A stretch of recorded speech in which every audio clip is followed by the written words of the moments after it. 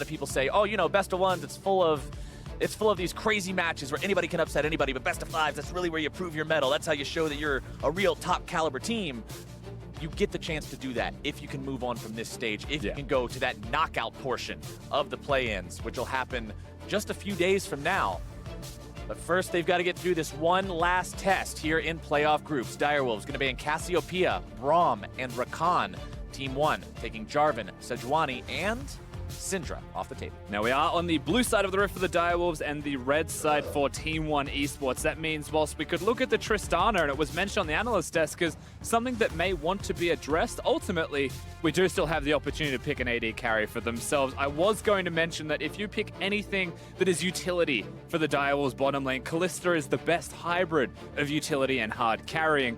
They've gone for that, but they have left open Absolute's Tristana. And that Tristana looks like it will be the first pick for the side of Team 1. Going back to that thing that was so huge in carrying in the previous game. We saw him hit that 7, 2, and 3 KDA. We saw him time and again just provide the damage. The one criticism that I had for him specifically, especially early on, he's super aggressive.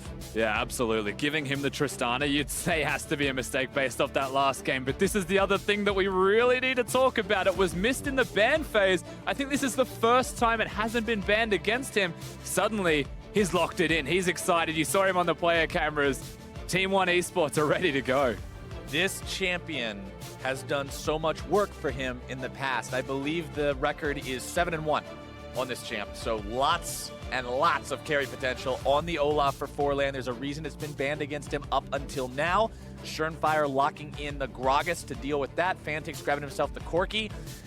I don't know how this is going to work out because Fantix's Corki last time, he had some positioning issues. He had some problems being also over-aggressive with his Valkyries. He's going to need to address those problems here in this final game. Yeah, credit where it's due. The issue was with the positioning, not the champion. So by locking in the Corki, of course, he still should be okay. Did a lot of work in the early game, and it was still something the Direwolves could have won. But there's already changes in the composition where the Corki kind of fulfills that different role. Varus was a facilitator. Kalista can be a harder carry.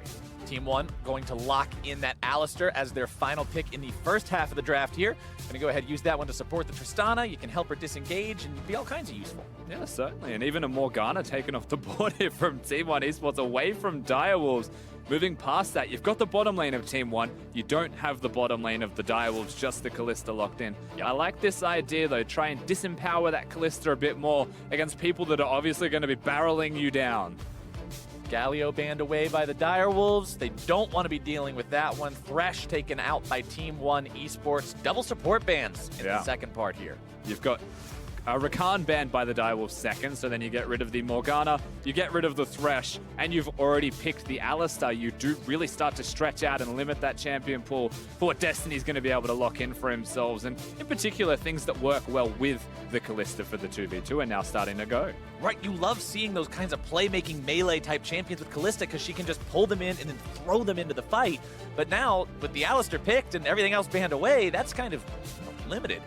So with Mundo now banned out, that's one of those vert split pushers.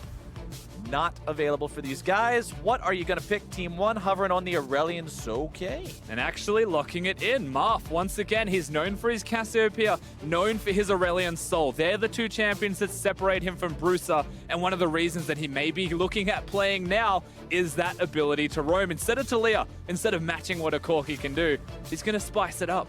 I'm really looking forward to watching this. As someone who normally casts NALCS, you only ever get to potentially see this from a CLG game with Huhi picking it out. Nobody else plays this. It's a rare champion, but when played correctly, it can do a lot of work. And if Marth really is an expert on Aurelion Soul, it'll be fun to watch him make those plays this game. He will be going up against that Corki that we talked about earlier, and the other solo laner, the Rumble, locked in for the Direwolves. Yeah, certainly the case. So with Aurelion Soul there, with the outplay, but a lot of roaming to be seen from both mid lane as we wait for the rest of the team compositions. Direwolves, I kind of like that if they're going to pick anything in the support role. Picking up that Taric for themselves means they'll have some more frontline capability. Especially nice when you do have that more of a carry top laner. You got to make sure you have more than just the Gragas on the front if you want to keep the Corki and the Kalista protected. Plus, that Cosmic Radiance, a game changer, a single button that can be the difference between winning and losing a game. Very, very important for these big team fights as Team 1 decides their final pick of the game will be Camille to deal with the Rumble. And Camille locked in for that 1v1 with the ability to split push and also a fair amount of outplay when you highlight that 1v1 specifically. If you are able to stun him while he's flame spittering in the wrong direction, you'd sacrifice a bit of damage from Chippy, so he might start losing these trades. But ultimately we look at that and we say it's another notch in the belt here for Team 1 Esports for win conditions. Aurelion Sol's roaming early, Tristana's team fighting, Forlan's ability to clear hard and fast and get an advantage over Schönfire, and then you've got Vert with the split push. And I always like comparing sort of where you stand in terms of your goals and where you recognize your chances to win this are between a couple of games, because if you looked at the last game these two teams played, anybody would have said, I want to be in the Direwolves spot, because they only had to win one game. They wouldn't have had to play a tiebreaker. That was it. But now coming into this game, after having the momentum from game number 2 that these teams have played together, and after making it to this point where you're now once again on even ground, I think most people would say, I'd rather be in Team 1's shoes. They have that momentum, and it's just crazy that this is the game they choose to bring out the Aurelion Sol, that they get the Olaf, that all of the stars seem to have aligned for the Brazilian side up against Oceania here. But the track record is against them, so momentum is there. But Oceania always seems to best Brazil. The question is, can they do it and get to the playoffs? Brazil 2-5 versus Oceania at international Riot events. That's not the most impressive win record. I think it's around like a little shy of 30%, 28 or 29 or something, but it doesn't matter because right now, if they win just this one game, this is what sends them forward. Tarek just casually disappearing, but he's back, don't worry. He's back. It was just a juke. As we are here for the last game of the day. Interesting start from the Corki, going with the Cull. Very first purchase, confident that he's not too worried about how this lane's going to be playing out, that he can just farm it up and cash in on that gold a little bit later. Yeah, instead of going for something like the Doran's Shield, Doran's Blade for extra trading and auto-attacking, it proves that he wants to farm and that he may not have the best time through laning phase, but he's acknowledged that and that they both just want to get to that 100 CS mark. It seems unabided by, or unprevented from anything that one throw at him. It is risky. Look at Team 1 in this level 1, roaming around together as 5, looking for a chance to maybe set something up. We know what happened last time at level 1 between both of these teams, and I don't think they want to make that mistake again. No one's going to stand still. No one's going to sit in a bush. In fact, they have placed wards, though, that will spot exactly where Schönfire starts. Keeping tabs on that Gragas going to be very important. We know how Gragas can be effective as an early ganker, or if he needs to, he can just farm up. You talked about how the Olaf has the power clear, and that's also something to keep in mind. Gragas isn't somebody who's going to want to duel an Olaf. There are very few champions in the game of League of Legends that want to come across Olaf and say, you know what? I want to fight this guy. Yeah, that is absolutely the case. And at level 1, you don't want to be fighting the Olaf either. So I like that the Direwolves were passive, that they were safe, that they protected themselves. And I respect that Forlan and the rest of Team 1 Esports went in to try and find them, because 1 axe hits, suddenly 6 hit. As this is expected through the mid lane 1v1. It begins. Marf utilizing the power of the Celestial expansion to get this all pushed up. Very, very useful at level 1 to just position yourself off to the side like that of the wave, hit all the minions at once, and just shove that up into your opponent's territory and make it so he's just focused on strictly farming instead of trying to deal with you. Yeah, and straight back to the Raptors where he can place another ward, refresh that, find Schönfire. Forlan, he's top. All right, Chippies gets himself stunned up. He has to immediately blow the flash. Forlan uses the Ghost for it, but trading the Ghost for the flash is a trade she'll take any day. Yeah, absolutely. The cooldown is far less on the Ghost, so the flash will be gone for a significant amount of time. However, that was the red buff. That was Olaf revealing himself on the Rift, so he'll take the flash, but if he doesn't come back to utilize the flash missing, it's not going to be all that worth when Schönfire now gets free time to try and get some extra CS. King and Destiny farming up down here in the bottom side. Just gotta be mindful about what Absolute can do on the Tristana. We talked about it in Champion Select, and I want to talk about it here again because this guy was the carry there in game number 2. Yeah, it definitely was. And they've got him on the champion to carry super hard one more time. We did just see a ward, I believe, actually, not even a ward, just vision from Redbird walks over to this blue buff, tries to secure the control from Forlan. And this is what happens when you gank top lane at level 2. He's gone towards his chickens, now straight over to the blue buff, but it was protected. It was allowed by the side of Team 1 and prevented from the Direwolves to get into that area. It's clever, I like it, and I appreciate the teamwork that we're seeing from these guys. Honestly, Team 1, such a new team. Like we talked about it earlier, these guys, nobody expected them to get here. You can see over on the side there, the stats for that Olaf we were talking about. It is a 7-1 win-to-loss record, 4.9 KDA in the 2017 CB LOL Winter Split.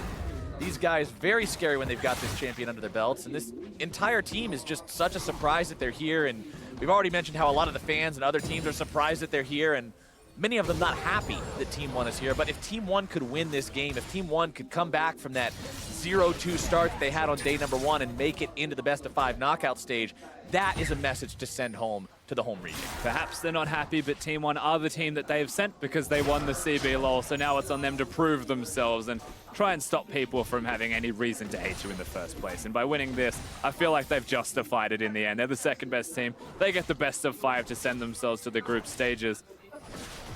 Absolutely a justification, but they do have to get there first.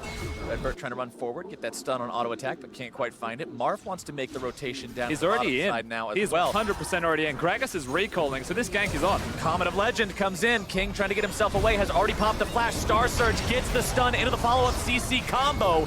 King still walking away from this one, but not for long. The first blood goes to Redbird. And just what you expect from an Aurelion Soul, able to come towards the bottom lane, utilize the fact that he can hard push mid, gets the roam off, uses the E but saves his Q until they're in a position where they have to juke.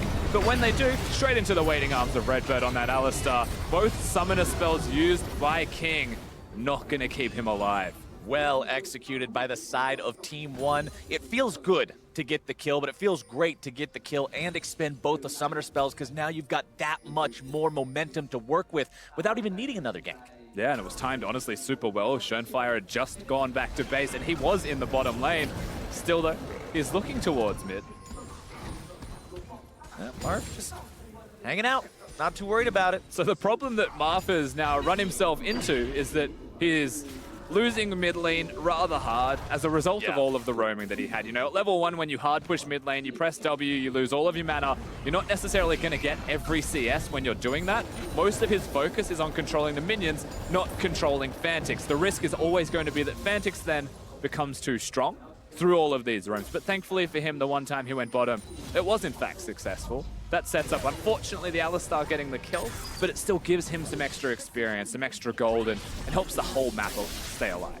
Right, he gets 100 gold for splitting the assist money on First Blood. He gets the EXP, he gets to help his buddies out down south, and at the same time, he's still maintaining relevancy in the mid lane. He's not ahead by any means. I mean, he's not going to be walking up to Fantix and flexing his dragon muscles and saying, get out of my lane. Not at all, yes. But you've got to be aware of him, especially as the Dire Wolves bottom lane. That return gank could be even more deadly now that he's got the level 6 Voice of Light. I mean, Fantix level 6. Corki's also scary. To be fair, Corki has teleport, and in 1.5 minutes he'll have the package as well. So options are there for Dire Wolves, except for this one. You wouldn't really call that an option. No, it's a little bit unfortunate for them. The ward is going to spot him out. Looks like the bottom lane of Team 1's paying a bit more attention than Blasting was last game. Who walks through warded bushes. They certainly are paying attention. This game's very important, even contrasting the two that we just saw. So Schönfire reveals himself. It means that Olaf gets free time to start farming the jungle. It also means that Marf gets the recall in. No one's going to prevent him from doing that. Doesn't mean his recall was great. It's a mana crystal. But he got it. He got it, right. We'll have to see what exactly he wants to end up building that into. Likely the Hextech GLP is usually one of the favorites that we see on Aurelion Soul players. Hunter's Potion completed for both junglers this time. Not an item that you see in a majority of games, but for a champion like Olaf that's hard-pressed by mana issues, it can come in very useful to make sure you can keep your clear speed up. Team 1 currently sits on that 500 gold lead they earned through First Blood, but that is still just about it. Marf, one on Fantix here, scaring him back with the Celestial expansion. First Drake is infernal, as it has been so many times already tonight, Rusty. It's as if the Drakes themselves are encouraging these early They want fights. the team fighting. Well, speaking of, there is a big opportunity here to kill Fantix. He's been playing super aggressively. He's been looking to trade with Marf, because Marf is trading his health to clear the waves as here they go. There's your flash, your stun, your initiation, and the Hextech ultimatum to make sure there's no escape. Redbird now might pay for it with his own life. Gets the stun onto Schönfire with the auto attack. Impact live. Redbird has no summoner spells left. Schönfire has flash and body slam. They just go for it here. Destiny also cutting him off. Yep. Redbird is the sacrificial cow, and Schönfire cashes in. Yeah, King doesn't quite get it, but Schönfire will secure the trade. And ultimately, with the amount of resources that went into killing Fantix, it was executed well. You'll give them that credit. but the fact that Schernfire is in the right place to get a trade is something that you would take as a big positive in the end for Dials. However, it is one making the plays. It is one rotating around Summoner's Rift, and they are the team that looks significantly better right now with momentum running around. They have the momentum, and they have a very slight gold lead. Passing that blue buff off now to Marv so he can continue to shove, abuse that Celestial expansion pretty much non-stop. King and Destiny, 73 farm on this Callista compared to the 76 of the Tristana, so a very slight lead for Absolute, but essentially dead even between these guys in bottom lane. The roam from the Camille will also set Vert a little bit behind in terms of farm, but you don't really care about that considering you got yourself a kill onto that mid lane Corki. Remember Vert, the split pusher, the win condition this team so often as Marv now finds himself jumped on by Fantix, forced to pop the flash to get over the wall. So many times, Rusty, we see Corkies not get a lot of use out of that first package because teams play around it, they're aware of it, but Marv is caught off guard that time. Yeah, and I really like that from Fantix. He uses it just in his lane to get a bit of extra control. Well, that's both summoners gone. Vert, he's trading hard. Yeah, Chippies tries to go in on this. I don't think he realizes exactly how much damage Camille can dish out in those short bursts. Hook shot for the stun into the follow-up damage from the Precision Protocol. Chippies definitely loses that one. Now we are looking at Chippies losing these trades, and that's expected. You know, Camille's pretty strong this early into the game, and Chippies didn't have a chance to control the minions, so he'll be able to clear this wave. It's the Equalizer burn, to be fair. The Rumble Ultimate's going to be painful that it's missing, but ultimately he's holding on. And that's the thing. We're looking at the Direwolves composition that is very good at level 11. Very good at 1.5 items, maybe 2 items between them all. They spike incredibly hard. When you look at the side of one, Trinity Force is going to be big. Olaf can just go Cinderhulk if he'd like and still be relevant because he's an Olaf, but pretty much always the same amount of scaling strength. Tristana's the one you look towards, and I feel like they spike at relatively similar timings, and that's when it gets really impactful. Absolute jumps himself over the wall. Redbird a little bit too far ahead right now. Schernfire jumps in, but Forlan is ready and waiting in the wings. Marv comes over the wall. Common of Legend doesn't exactly bring him far enough. Callista Ghost expires there in the Dragon Pit. Doesn't look like they're going to try to start this one up immediately, though. No, Marv was there just in case in the end. If the fight happened, which was unlikely ultimately, then he would have been able to secure some follow-up kills, perhaps the turret, because that's just how quickly this Aurelion Sol is able to get from mid to the bottom lane. Fantix, though, is getting closer and closer to that Trinity Force spike. Already has the 2 summoner spells used by Marth and has had control of this middle lane, at least through the 1v1. And this opens up opportunities for the Direwolves roster. This is one of those opportunities, but this is still a risky one. This is very brave coming from Schernfire and the rest of the Direwolves. The collapse could be imminent from Team 1. King's in a position to be collapsed on. King's right there in the dead center of the river, putting a lot of spears into the Infernal Drake. It's going to be secured by the Direwolves, but now the fight breaks out. Cosmic Radiance down to keep King protected. Absolute keeping himself safe over the wall, but it's Schernfire who's caught out by the rest of the Wolves. By the rest of Team 1, excuse me. The Wolves nowhere in position to keep Schernfire alive. He drops the first casualty of this fight. They did, however, get the Infernal Drake, so it's worth for now. Oh, no. Direwolves may still get caught out. Pulverize comes through. Fantix trying to get himself away. Does manage to do so by saving the flash until the very end of that. Yeah. But ultimately, it's 1 kill for 1 Drake. Direwolves will call that worth. I am super surprised he even got the Valkyrie out at all there to flash to safety, but he barely lives. One are playing incredibly smartly around that vision, and this is one of those moments where just the extra damage was all they needed. Yes, the Drake went to Direwolves, and it's an Infernal Drake. Opportunities for a teleport are there. Doesn't look like they'll take them. Not But yet. they're teleporting twice. Made a liar out of me right quick. Chippies comes in, Equalizer comes down. Nice! Star Surge onto both solo laners from the Direwolves. Celestial Expansion going to be buying a little bit of extra time as well. Vert flashing away, no mana left. He'll survive. And everybody lives, so Team 1 Esports playing incredibly well about disengaging as a team. They're separating themselves, but also acknowledging that separation is for very good intent. And they will all get out alive, which is the biggest surprise of all. Not even one sacrifice. Both teleports sacrificed from the Direwolves, though, to not get anything out of the play except for a flash. Not what you wanted to see from those big cooldowns being expended. Chippies thought he was coming in there with a massive Equalizer, but the problem is the Star Surge was just so perfectly placed from Marv to stun them both up and buy that extra little bit of time that allowed one to escape without any casualties. Yeah, Vert also being able to stun Fantix at the same time as the stuns hitting there from Aurelion Sol. So they do their work as a team, they disengage well as a team. We are getting closer to that point we mentioned. However, yes, the teleports are gone, but if Direwolves can get the team fights with the item spikes, they are super close to spiking. Direwolves collapsing now onto the bottom lane, tier 1 with Schernfire and both bottom laners. Should have no problem taking this one out. The only person around is Vert. He can't really do anything but look on as the turret drops. Meanwhile, one will be doing the same thing in the top part of the map, taking down that outer turret. Of course, actively choosing not to do something, but he may even look for an opportunity to gank in the mid lane, take what he can from this situation. That's because Absolute and Redbert are pushing the top lane, getting structures of their own, so they're trading equally. Olaf is at full health, however, so the turret taking of Team 1 isn't optimal.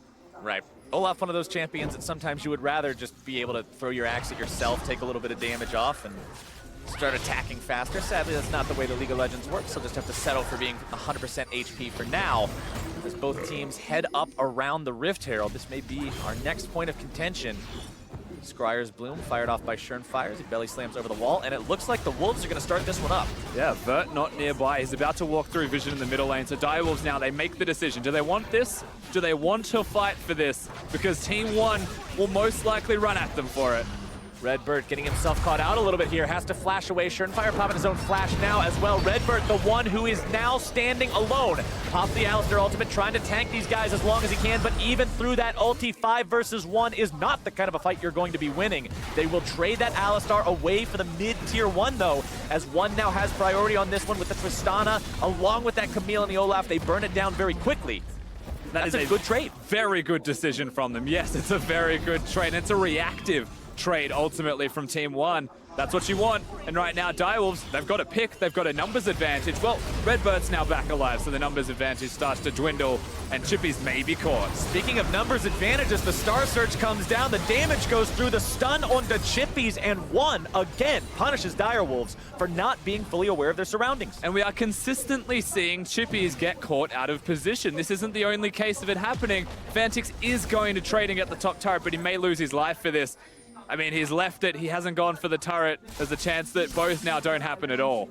Turret's still alive. Many minions beating on it, though. Absolute jumps over, tries to put himself in a good position to make sure they get this kill, and they will. The Hextech ultimatum makes sure he's going nowhere. Vert grabbing the killing spree on that one. 3-0-1 on this Camille. 80% kill participation, and 1 with a 5-2 lead. 2,000 gold up. Now heads over to the Rift Herald. Nothing's going to stop a Camille ultimate from locking you in as a Corki. There's no way to outplay that, such as what a Tristana can do. And so Direwolves solo laners, both caught just through walking up and down the river. They get the 2 picks, and suddenly an objective is done for Team 1. I'm feeling like this is deja vu, Rusty. This is exactly what the errors Direwolves were committing in Game 2 were. They were getting themselves caught out, they weren't fully aware of exactly where 1 could be, and they weren't respecting those possibilities. It got them picked, and then 1 got objected. And that's frustrating, Mr. Flowers, because that's the kind of thing that you go backstage and you should be able to correct in a tournament like this. That's a simple thing of knowing when you should be backing. Communicating perhaps between the team could ultimately be the easiest fix above all else regarding that. But it isn't something that has been fixed just yet, and it hasn't been the game breaker. It isn't the deal breaker for the Direwolves ultimately thus far into the game, but it's putting Team 1 Esports in the lead, and you can't afford to do that. No, not when they have the ability to scale with this Tristana, with this Aurelion Soul. Hextech GLP done, Infinity Edge done. Remember, you've still got time.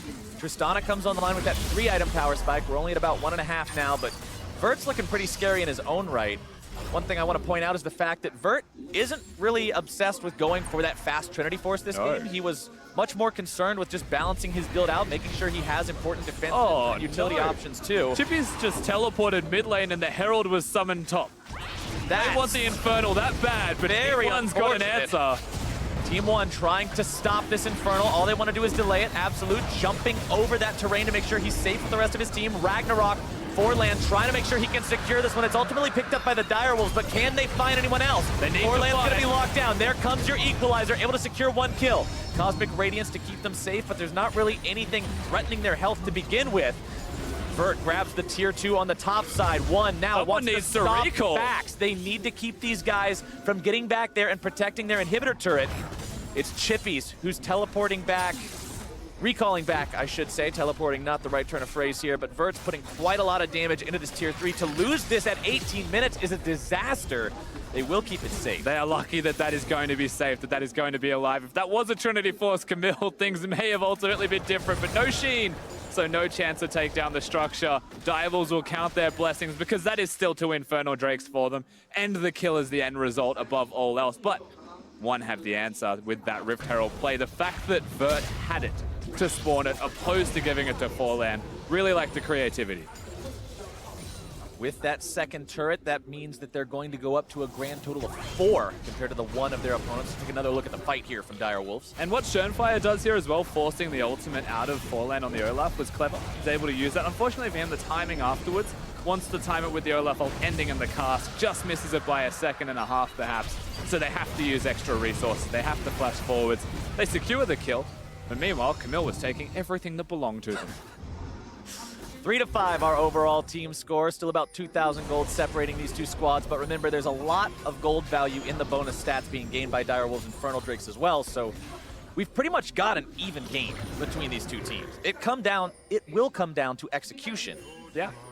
Which is kind of funny when you look at it. The last time these two played against each other, one were the team who had the Infernal Drakes, but now the shoe's on the other foot, and the question is, can Direwolves team fight to the same level that Team 1 did in that previous game where the Brazilian side came out on top? Because that's what Direwolves have to do with these Drakes.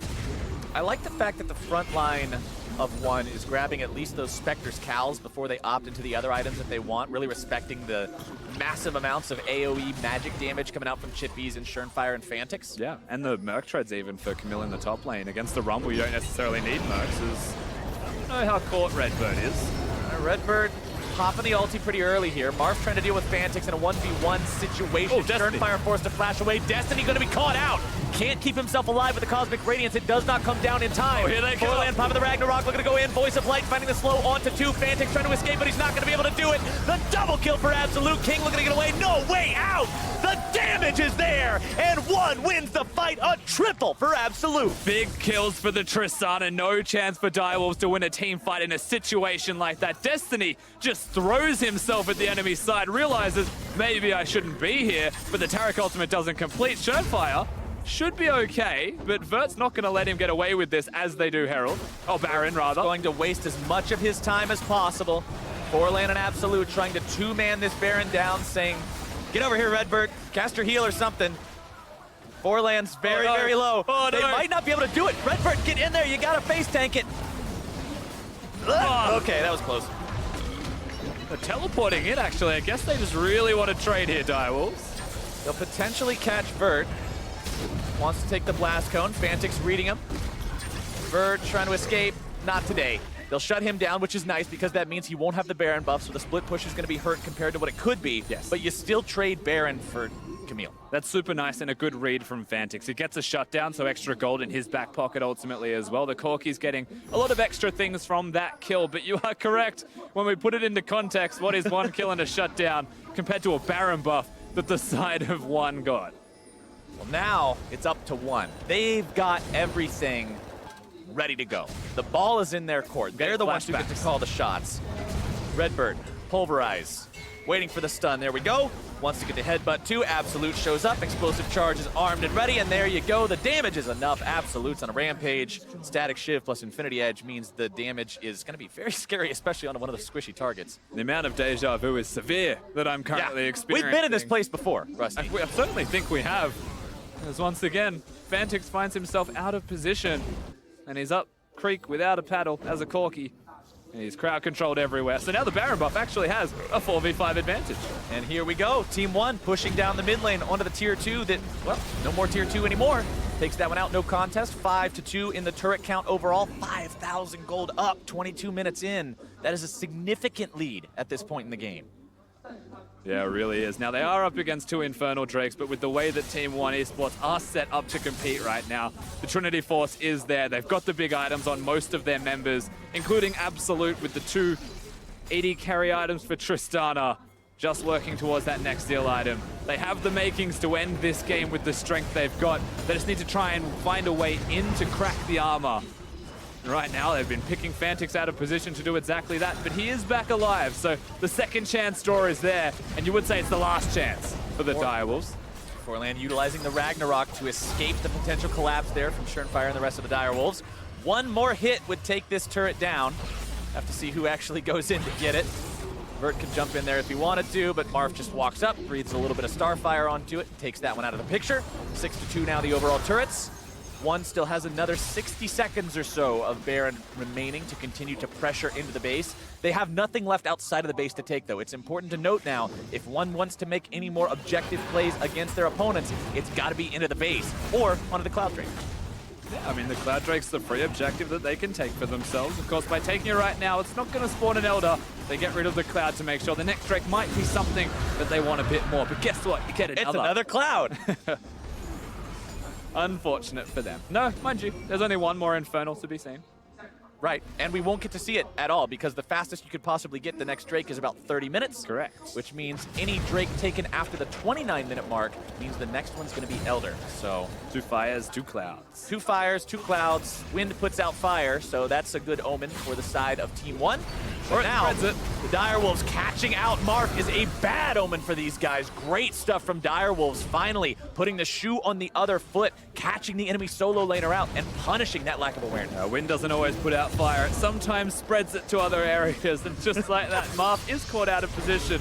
Thanks for the setup. All right, Vert continuing to split push. Fantix trying to get Not himself again. away, but Redbert goes over the wall. He's got the headbutt, got the pulverize, got the stun, and he's even got Absolute there for the backup. They take down the Direwolves mid laner, and Forlan wants to go even further. Gonna tank that turret for quite a while. The Ragnarok preventing him from getting stunned up by the Dazzle. Absolute, he may not have Baron by too long, but it's still a Tristana. That turret's gone. That turret is absolutely gone. Direwolves have to 4v4 hold this just to defend their base because the turret was free, but Camille's going to take bottom lane at the same time. Not a lot of answers for the Direwolves. This is such a rough situation. Fantix being caught out time and again has proved to be such an Achilles heel for the Direwolves. Forlan, Redbert, Absolute, these 3 are more than enough to take down that top lane inhibitor. They grab that just 25 minutes into the game. Camille continuing to pressure in the bottom side as well. Chippies goes down there to make sure they hold that line. They don't want to lose in 2 places at once. Fantix respawning means that the Team 1 group will manage to get themselves out. But things are looking pretty rough for the Wolves. They certainly are, and with the team composition they have when behind, their engage does start to feel, I'd say, quite lacking. They've got a Gragas that has to flash body slam engage. The rest of their team composition is mostly damaged, but then you say, well, Callista can throw in a Taric, and we could call that engage. But with an Ardent Sensor Taric build, you definitely don't want that to be the active primary source of any kind of engagement. You want to be protecting the rest of your team. So ultimately, when behind, they need something special from Schernfire. By the way, Tristana now with 3 items, just like we were talking about with the Power Spike, plus the Vamp Scepter for extra lifesteal, means we are at the part of the game where Absolute will start to be that massive team fight presence. We've seen his damage be very effective against the squishier targets on the Direwolves, but now with those items, and the fact that the armor isn't really that big of a thing on the side of Direwolves, you don't have anybody stacking these items. You've got a Tabby and a Glory on Schernfire, and that's it. You don't need a lot of armor penetration to go through that. No, and he is the tankiest member on the team. So ultimately with his item build right now, yeah, he can keep going more damage. I would say he doesn't need to go for the armor penetration straight after. That Vamp Scepter can, in fact, be completed into whatever he would like. Mercurial Scimitar, I guess, would be the best way for him to go. An Absolute, 3 items, he is big, but it's Redbert doing everything. Oh no, not again. Fantix getting himself stunned up, but Cosmic Radiance is there in time and Morph. Actually, the first pickup in this fight. This could be huge for the Direwolves. Redbert now into the back line, finding the stun onto Chippies. Forlan's wanting to run up as well. Ragnarok comes down. Absolute going to be keeping himself safe. Schernfire drops winning. Absolute jumping away, but Fantix in hot pursuit, able to find the damage with the auto attack and the shutdown for Direwolves mid laner. Team 1 Esports with a bit of an overreach. They're going straight in, but Schernfire hits the cast and is able to separate them. Fantix isn't that out of position when he's at the middle lane inhibitor, so fortunately for the Direwolves, we're not going to get Deja Vu, but there's the cast, knocks in the Aurelion Soul, and Marth just gets deleted. You have to watch for the red carpet as well that Chippies lays down, because Team 1 just start walking all over that carpet as they're caught very much out of position here. Fantix and King have been free hitting this entire time, so very well done from the Direwolves roster to get back something on the board,